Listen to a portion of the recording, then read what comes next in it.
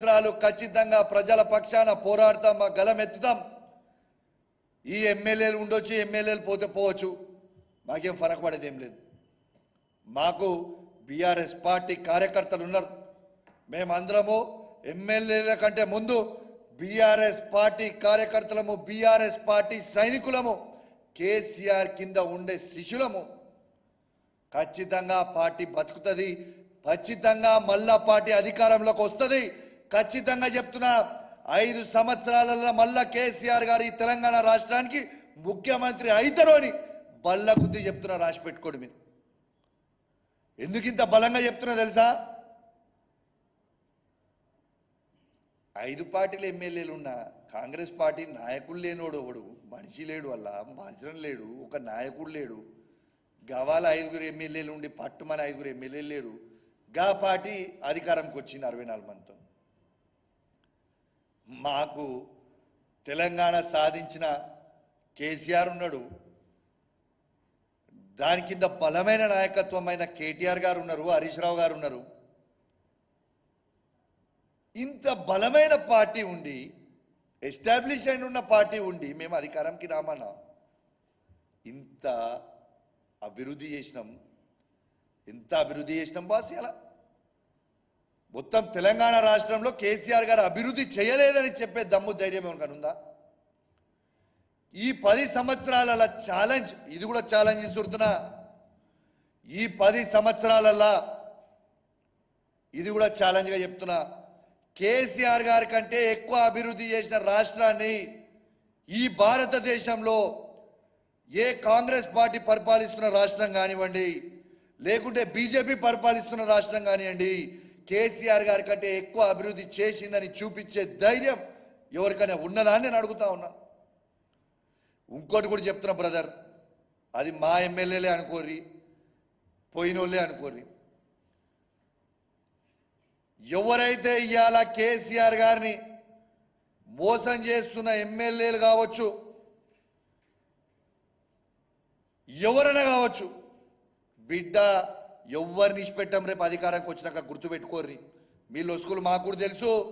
మళ్ళీ మీరు కేసీఆర్ గారి దగ్గరకు వచ్చో, కేటీఆర్ గారి దగ్గరకు వచ్చో, హరీష్ రావు గారి దగ్గరకు వచ్చో, కాలు పట్టుకున్నా, ఏలు పట్టుకున్నా, లబో దిబో ఏడిసినా పార్టీలకు రానియం గుర్తుపెట్టుకోర్రి. ఇంతకు ముందున్న కేసీఆర్ గారు ఇప్పుడు ఉండరు. ఎటు పరిస్థితిలో ఎవరిని కూడా వదిలిపెట్టాం. మీ లొసుకులని మాకు కూడా తెలుసు. ఇప్పుడు మీరు అధికార పార్టీలో పోగానే మీ లొసుకులని మూసుకుంటే అని మీరు అనుకోకుర్రి. మళ్ళా 5 ఏళ్లలో కేసీఆర్ ముఖ్యమంత్రి అవుతాడు, అప్పుడు ఉంటుందిరా స్వామి రంగా, మీకు ఉంటుంది తెలుసా? అప్పుడు మీకు సమ్మ ఉంటుంది. అప్పుడు మీరు చూడురు ఏముంటుందో. కానీ బిడ్డ 5 ఏళ్ల వరకు ఎంజాయ్ చేస్తారు కావచ్చు, 5 ఏళ్ల తర్వాత మీకు ఉంటుంది చూడు స్వామి రంగా. తర్వాత చూడు ఎట్లుంటుందో మీ కథ. మీకు ఒక్కటే ఎగ్జాంపుల్ చెప్తా బాయ్. నేను పార్టీ కంటే పెద్ద ఎవరం కాదు, మీరు ఒక్కటి గుర్తుపెట్టుకోరు. నేను ఉన్న అందరు ఎమ్మెల్యేలకు కూడా చెప్తున్నా, మా బీఆర్ఎస్ పార్టీ ఎమ్మెల్యేలకి, మనం ఎవ్వరం కూడా పార్టీ కంటే పెద్ద కాదు. ఉదాహరణ మీకు చెప్తా, మా హుజరాబాద్ నియోజకవర్గం గురించే మీకు చెప్తా. ఇలా హుజరాబాద్ నియోజకవర్గంలో ఆనాడు టీఆర్ఎస్, బీఆర్ఎస్, ఆ రోజు టీఆర్ఎస్ ఉన్న పార్టీలో ఈటల రాజేందర్ గారు నంబర్ 2గా, కేసీఆర్ గారి కుటుంబం తర్వాత నంబర్ 2గా వివరించిండు. పార్టీ ఇచ్చిపెట్టిపోయిండు హుజరాబాద్ నియోజకవర్గంలో. ఇలా పార్టీ ఇచ్చిపెట్టి పోతే పార్టీ బతకలేదా? ఇలా తిరిగి మళ్ళా బీఆర్ఎస్ పార్టీ జెండా ఎగిరేయలేదా? కాబట్టి పార్టీ లేని మనం ఎవరం లేం. మనకు మనం ఎక్కువ ఊహించుకుంటే బొక్క బోర్ల పడతాం, గుర్తుపెట్టుకోరు.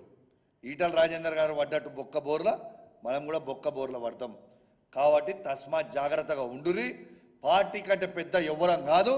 ఇవాళ మన అందరం కూడా కేసీఆర్ గారి పుణ్యాన, కేసీఆర్ గారి బొమ్మ మీద, కేసీఆర్ గారు చేసిన అభివృద్ధి మీదనే మన అందరం కూడా గెలిచినాం. ఎవ్వరు కూడా మర్చిపోకండి అది. కాబట్టి ఈ కష్టకాలంలో ఎమ్మెల్యేలుగా మన అందరం కూడా కేసీఆర్ గారికి అండగా నిలుచుందాం. మన బీఆర్ఎస్ పార్టీ కార్యకర్తలకు అండగా నిలుచుందాం. మన బీఆర్ఎస్ పార్టీని కాపాడుకుందాం. మన తెలంగాణ రాష్ట్రాన్ని కాపాడదాం. దయచేసి మళ్ళా కేసీఆర్ గారిని గద్దె మీద కుసబెడదాం. దయచేసి ఎవరికన్నా ఇంకా ఈ దాంట్లో ఉన్నాడు కూడా ఈ ఆలోచన ఉంటే మానుకోండి దయచేసి నేను హెచ్చరిస్తా ఉన్నాను అని తెలియజేస్తూ ఖచ్చితంగా అందరూ అర్థం చేసుకుంటారని మా ఎమ్మెల్యేలు కూడా నన్ను నేను ఇట్లా మాట్లాడడానికి తప్పు పట్టకుండా నేను ఉన్న వాస్తవాలు కూడా నేను చెప్తున్నా కాబట్టి దయచేసి అందరూ కూడా అర్థం చేసుకుంటారని విజ్ఞప్తి చేస్తూ సెలవు తీసుకుంటా ఉన్నాను. జై తెలంగాణ, జై కేసీఆర్. భయ ఒక్క నిమిషం ఒక్కటే పాయింట్. కొందరు ఈ కళ్యాణ లక్ష్మి విషయంలో వచ్చేవరకు ఇంకొక మాట కూడా చెప్తున్నారు కాబట్టి నేను అది కూడా క్లారిటీ ఇస్తున్నా, ప్లీజ్ మీ ద్వారా తెలవాలి. కౌశిక్ రెడ్డి గారు అధికార పార్టీలో ఉన్నప్పుడు ఎమ్మెల్సీగా ఉన్నప్పుడు ఆనాడు ఉన్న ఎమ్మెల్యే ఈటల రాజేందర్ గారిని పిలవలే కదా అనేది ఒక ప్రశ్న తెస్తా ఉన్నారు. నేను యావత్ తెలంగాణ ప్రజలకి తెలియజేస్తా ఉన్నాను, నేను ఎమ్మెల్సీ ఉన్ననాడు కూడా ప్రతి ప్రోగ్రాంకి ఆనాడు ఉన్న ఎమ్మెల్యే ఈటల రాజేందర్ గారికి అధికారులు అఫీషియల్గా పిలిచిండ్రు. కానీ ఎమ్మెల్యే గారు ఆనాడున్న ఈటల రాజేందర్ గారు వచ్చి ఆ ప్రోగ్రాంలో పాల్పంచుకోకపోతే దాని బాధ్యుని నేను కాదు కదా. You could have come.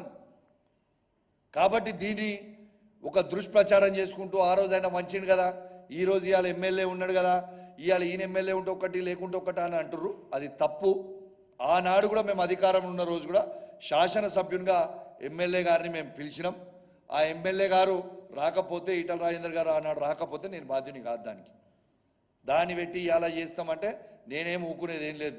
ఇలా పొన్న అధికార ప్రోగ్రాం ఉంటే రేవంత్ రెడ్డి గారు వచ్చినా నేను పాల్గొంటా, పొన్న ప్రభాకర్ గారు వచ్చినా నేను పాల్గొంటా, ఇలా నరేంద్ర మోడీ గారు వచ్చినా కూడా నేను పాల్పంచుకుంటా. మీకు ఉదాహరణ చెప్తున్నా, మొన్న నరేంద్ర మోడీ గారు పెట్టిన పిఎం కిసాన్ ప్రోగ్రాంకి మొన్న మినిస్టర్ ఆఫ్ స్టేట్ సోమన్న గారు నా నియోజకవర్గానికి వచ్చారు. ఎస్, రిసీవ్ చేసుకున్నా, బొకే ఇచ్చిన, ఆయనతో పాల్పంచుకున్నా. ఇలా ఆ రోజు పాల్పంచుకొని నేను ఏం చెప్పిన ఆ రోజు, ఇలా దేశవ్యాప్తంగా మీరు నరేంద్ర మోడీ గారు పిఎం కిసాన్ కింద 20,000 కోట్లు ఇస్తున్నారని మీరు చెప్తే నేను ఆ రోజు నా మైక్ పట్టుకొని చెప్పిన, తెలంగాణ రాష్ట్రంలో ఒక్కటే తెలంగాణ రాష్ట్రంలో కేసీఆర్ గారు 75,000 కోట్లు ఇచ్చిండు అని ఆ రోజు నేను మైక్ పట్టుకొని బాజాబ్తు చెప్పిన. మీరు దేశవ్యాప్తంగా 20,000 కోట్లు ఇస్తే ఒక్క తెలంగాణ రాష్ట్రంలోనే ఈ భారతదేశంలో కేసీఆర్ గారు ఇచ్చింది 75,000 కోట్ల రూపాయలు. దట్ ఈస్ కేసీఆర్ అని మైక్ పట్టి చెప్పిన. బాజాబ్తా కేసీఆర్ గారు చేసిన మంచి పనులు, కేసీఆర్ గారు చేసిన అన్నీ కూడా బాజాబ్తు మేము ప్రజల్లోకి తీసుకుపోతామని కూడా తెలియజేస్తూ సెలవు తీసుకుంటా ఉన్నాం. జై తెలంగాణ, జై కేసీఆర్. Thank you.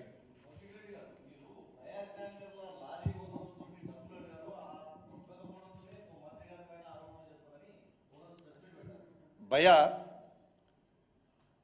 నాకు ఉన్న డబ్బులే నేను ఏం చేసుకోవాలని నాకు అర్థమవుతలేదు. Number 1. Okay, I come from a very good family background. గీ లారీ ఉందేరా, ఆటో ఉందేరా అడిగేంత చిల్లర స్థాయిలో నేను లేను. దేవుని దయ వల్ల నేను పుట్టుడే బంగారు చెంచతో పుట్టిన. ఎవరా ఏమనుకున్నా మంచిదే. నాకు ఉన్న పైసలే ఏం చేసుకోవాలో నాకు అర్థమవుతుందంటే వీళ్ళదని అడుగుతున్నా. నిజంగానే నేను అడిగిందే అనుకోవాలి, నాకు ఇవ్వకుంటుంటారా? నంబర్ 1, నేను అడిగిన సమాధానానికి స్ట్రైట్ చెప్పాలి. రెండోది, మొన్న వాళ్ళు వీడు చిల్లరగాలతోనే వంతున ప్రెస్ మీట్ పెట్టించినట్టుండే హైదరాబాద్లో. మీరు అన్న క్వశ్చన్ కదే, ఇది 150 కోట్ల కాంట్రాక్ట్ అంటుండు. వాళ్ళకి తెలియకపోవచ్చు పాపం. ఇది 300 నుంచి 350 కోట్ల కాంట్రాక్ట్. చలో ఛాలెంజ్ కడుతున్నా. నేను ఇవాళ కాదు, దీని గురించి డీటెయిల్గా నేను వాళ్ళని పైసలు అడగరా, అడిగినా అని, లేకుంటే ఆయన పైసలు తీసుకున్నా అని. వెంకటేశ్వర స్వామి సాక్షిగా ప్రమాణం చేద్దాం కదా. వెనస్డే రోజు టైం పెట్టినా కదా అన్న, వెనస్డే రోజు దేకలేంగే ఆజా. వెంకటేశ్వర స్వామి గుడిలో మీ మీడియా అంతా కూడా వస్తారు, మిమ్మల్ని కూడా ఇన్వైట్ చేస్తాం, మీరు రండి ప్లీజ్ కమ్. మీరు అందరు రావాలి. ఆ రోజు లైవ్గా మంత్రి వస్తాడా లేదా చూద్దాం. నేను అబద్ధాలు చెప్తే కదా దేవుడు నన్ను శిక్షిస్తాడు. చలో ఆయన ప్రమాణం చేయమని చెప్పి. నేనైతే తిరుపతి వెంకటేశ్వర స్వామిని విపరీతంగా నమ్ముతా, దేవుణ్ణి. పొన్నం ప్రభాకర్ గారు కూడా విపరీతంగా నమ్ముతారనేది నాకు తెలుసు. చలో దేవుని ప్రమాణం చేద్దాం. నేను చెప్పిన ఆయన ప్రమాణం చేయమని బై. ఫ్లై యాష్ స్కామ్లో, ఫ్లై యాష్లో ఓవర్లోడ్ కొట్టడానికి చాలా తెలివిగా ఏం మాట్లాడుతుంది తెలుసా అన్న వాళ్ళు. ఫ్లై యాష్ ఇష్యూలా అది మేము ఫ్లై యాష్లా GST ఫ్రీగా ఇస్తున్నాం, దీనికి వే బిల్లే అవసరం లేదు, పోతుంది. ఎమ్మెల్యే గారికి వే బిల్ గురించి కూడా దానికి కూడా అరే పాగల్, నేను way bill GST way bill మాట్లాడతలేనాయా, నేను మాట్లాడేది వెయిట్ చేసే way bill, weight way bill. ఒక్కటే ట్రాన్స్పోర్ట్ మినిస్టర్గా ఓవర్లోడ్ లారీస్ పోవచ్చా ఉండొచ్చా పైకి అంతే నాకు జవాబు కావాలని